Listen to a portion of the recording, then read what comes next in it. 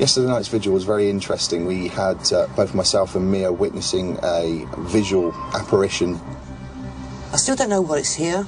I don't know why it's here or what it's trying to do. And I'm not going to find out until I open up properly and bring it in. But how are the Elvens feeling after their 5-hour vigil? I don't mind admitting I was petrified. It was more relief on my behalf more than anything else. It wasn't a relief for myself as such, it was a relief for Katrina. I could sense there'd been like a weight off her shoulders, taken away off her shoulders. Tonight, hopefully everything is going to stop. Our investigation team spent many eventful hours at John and Katrina Elvin's home. But what you saw didn't end there. What's gone unreported up until now are the many technical problems we encountered. Interference on our equipment, battery failures, and the fact that one of our crew members saw something that frightened them so much they weren't prepared to talk about it. None of that impressed Dr. Chris French. He says that none of it amounts to any evidence of the paranormal, but everyone else who was there that night disagrees. Mia and Katrina claim they saw strange lights, and when Mia was upstairs with our paranormal investigator Mark Webb, they both say they saw the ghost in the boys' bedroom. Mia now believes she has to confront the spirit in order to help it from this world into the next. See how Mia copes when she summons up the Monster Man. Scarred, badly scarred. Looks like burns.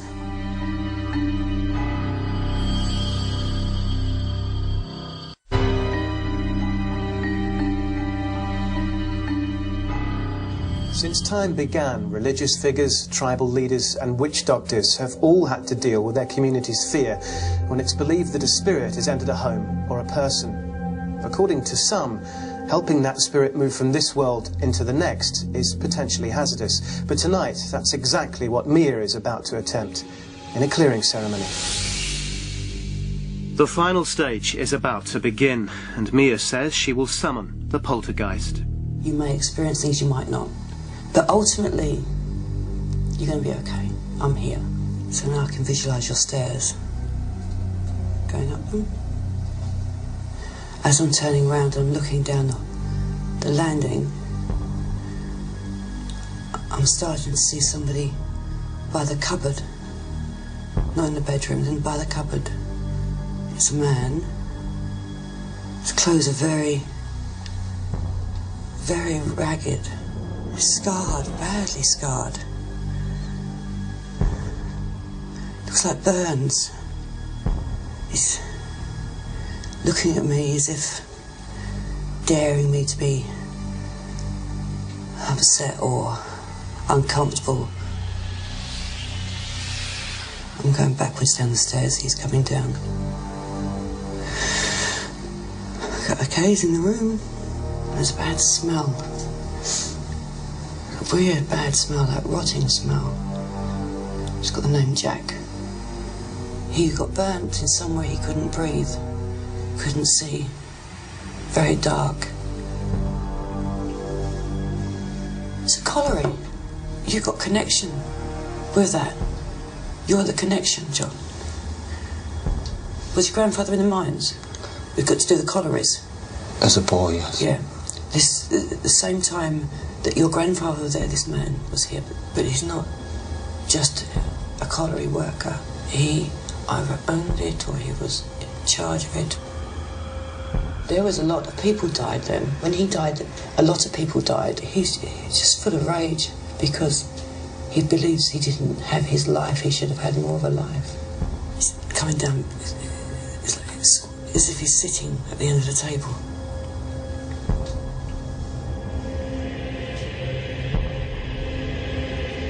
He screamed at me, tell them something.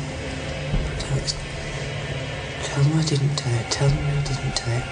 He was blamed, or he feels blamed for the fire. And it wasn't him. Find out and tell the truth, find out. It's not you he's screaming at, he's saying tell them, meaning everybody. I'm getting stam. I don't stam food, stam food. You know, that's why he's here, you know. All my hair started going round. Mia seems to have a struggle on her hands. Do it. She needs to send it over now. De profundis clamare ad de Domini, Domini exaudi vocem. Mia recites a Latin prayer for the dead. Dentis invocium, deprecationis miae, si iniquitas observabus, Domini, Domini que sustenabi.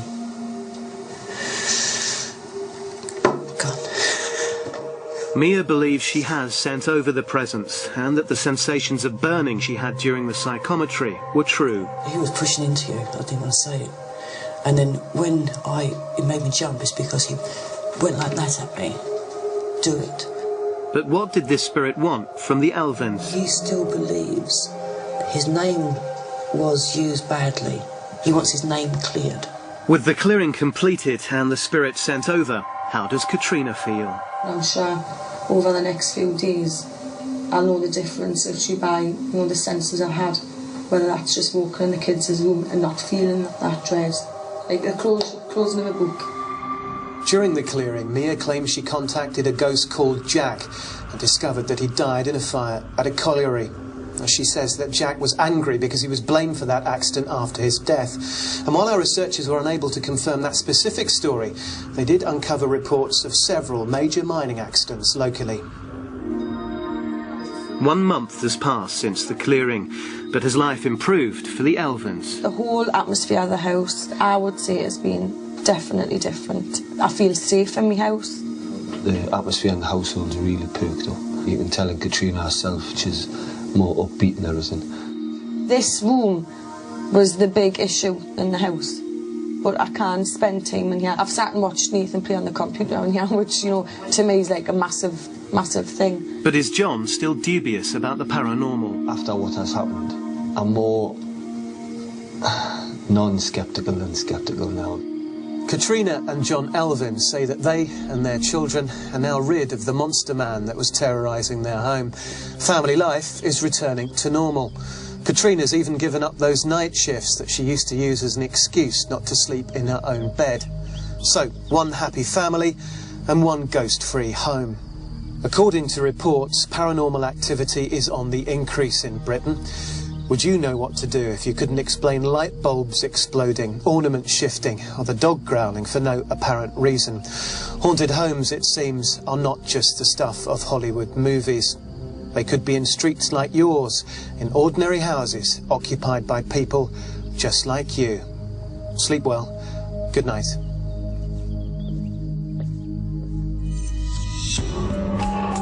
Well, slightly less mystifying, we hope. What are the chances for the British teams? Champions League Weekly finds out next.